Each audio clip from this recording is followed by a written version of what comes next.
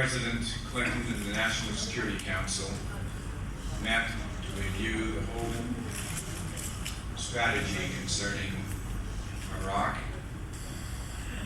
At the end of that meeting, the President asked me to come to the region to consult with our allies about this strategy.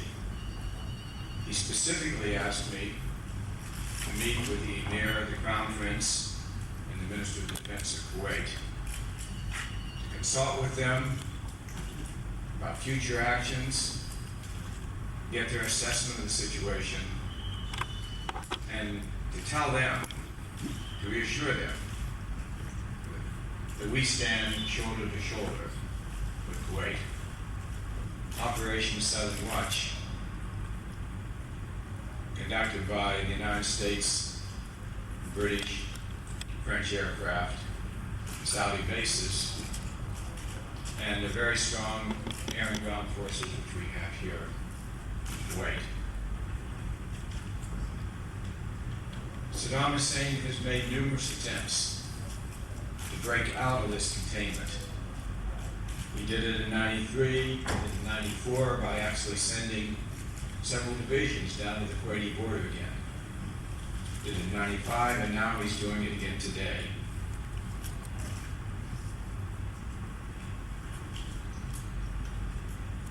This time, his military venture is in the north. But the danger is not just in the north. The danger is that he will be emboldened by those actions and break out of the containment that he's been in, develop weapons of mass destruction, which the UN sanctions have restrained from doing, and move to either coerce or even attack his neighbors in the south. Therefore, we believed that it was necessary to take firm action. The key to this action was expanding the no-fly zone up to the 33rd parallel, almost up to the southern border of Baghdad, thereby striking at Saddam Hussein's strategic center. This no-fly zone extension effectively closed down the operations of two major air bases, and a major training center all near Baghdad, and limited the ability of his forces to move in any direction, but especially to the south. Therefore, we fully expected that Saddam Hussein would resist this expansion of the no-fly zone. And therefore, as we expanded this no-fly zone, we ordered a limited strike against the air defense systems that we end the no-fly zone. This was done for the single purpose of protecting our pilots so that they could conduct the Operation Southern Watch over this no-fly zone. The purpose of this no-fly zone was to keep the Iraqi army, keep the Iraqi military forces as far from the border of Kuwait, Saudi Arabia as possible. Provides a deterrence, provides early warning, and it severely inhibits his ability to mass forces to threaten his neighbors to the south. The linchpin to this containment strategy is Operation Southern Watch, which is enforcing the no-fly zone and the no-drive zone in southern Iraq. After we conducted those strikes, we sent a warning to the Iraqi government. But the Iraqi government is defying that warning. He is in the process of reinforcing or strengthening the air defenses south of 33 degrees. And in the last few days, has fired on coalition aircraft 6 times. We will not tolerate that threat to our pilots, nor do we believe we can rely on Saddam Hussein's promise that he would not attack those airplanes. We are interested in action, not just in words. We will take whatever action is necessary to continue to enforce the no-fly zone up to the 33rd parallel. And we will take whatever action is necessary to protect our pilots. In line with that, we have taken several reinforcements of the military forces in this region. We have moved a squadron of B-52s to Diego Garcia. I have ordered that a carrier battle group, a second carrier battle group, be moved into the Arabian Gulf, and it will be here shortly.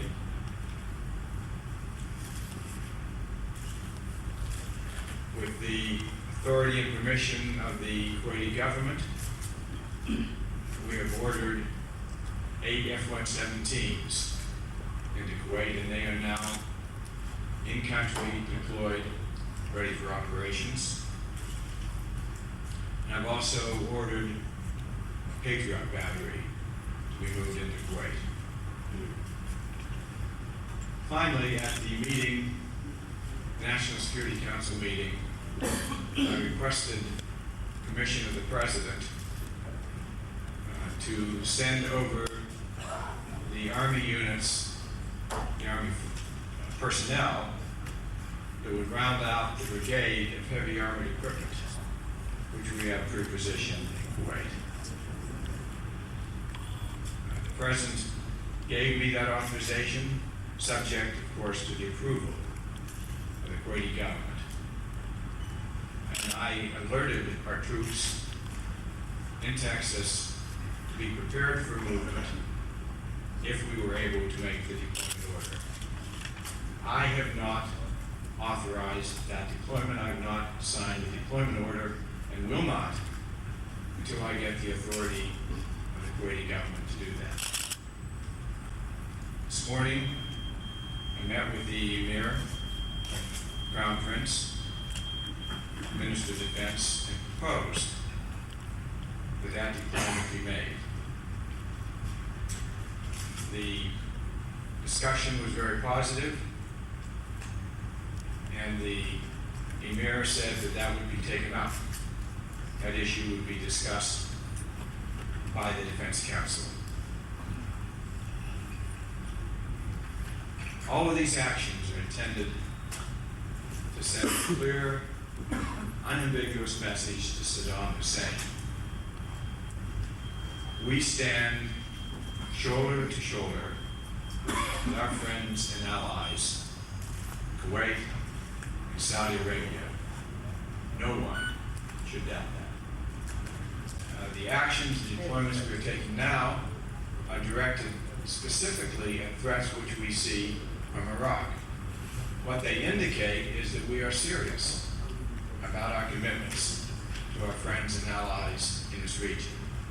Mr. Secretary, CBS News, in view of what you have told us, are you now still considering one option, further military strikes against Iraq?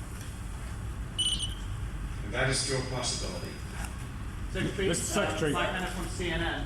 What has been the reaction from other Arab partners apart from Kuwait in the coalition to the US actions in recent days? What has been the response on your tour so far? All of our coalition partners continue to support Operation Southern Watch. British and French continue to fly with us. We continue to fly from Saudi bases. I think when you're trying to judge the strength, the effectiveness of the coalition, the best single way of judging that is simply watch Operation Southern Watch and see how it... Mr. Secretary, Richard Roth of NBC News. Is the decision on whether or not the additional 3,000 or 5,000 U.S. troops will be deployed here dependent on events on a decision by the Kuwaiti government? And if the latter, Hello. is that a monetary decision? Would the cost be borne by the Kuwaiti government under the I can't talk. under the umbrella talk. of these exercises, or would it be borne by the U.S. government? Anytime we deploy troops in another nation, we do it only with the permission of that nation. We are here as allies of Kuwait. We take no action of deployment of troops without permission of the Kuwaiti government. And maybe the minister would like to simply confirm that point. That is why I came to request. It was one of the reasons one of the specific issues that I brought up in my discussions this morning. Sir, if I may follow up then, if you have made the request, can you tell me whether there is any reluctance that you perceive on the part of the Kuwaiti government to allow the U.S. to deploy these additional troops? It was a very positive discussion we had this morning. And a question like an issue this significant obviously needs to be taken to the Defense Council, and the Amir assured me that it would be taken up. Do you feel that they still should be deployed given the current state of play between the U.S. and Iraq? I recommended as recently as 1 hour ago.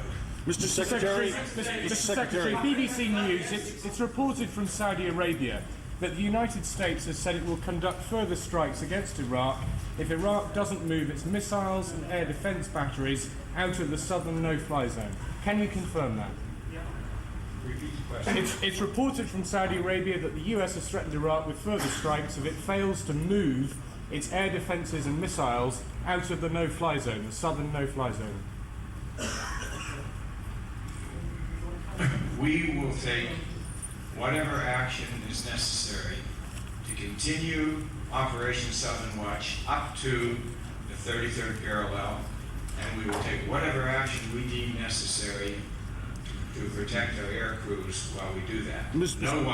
No one should doubt that. But is Thank that, you very much. is that an ultimatum, Mr. Secretary? let's get him.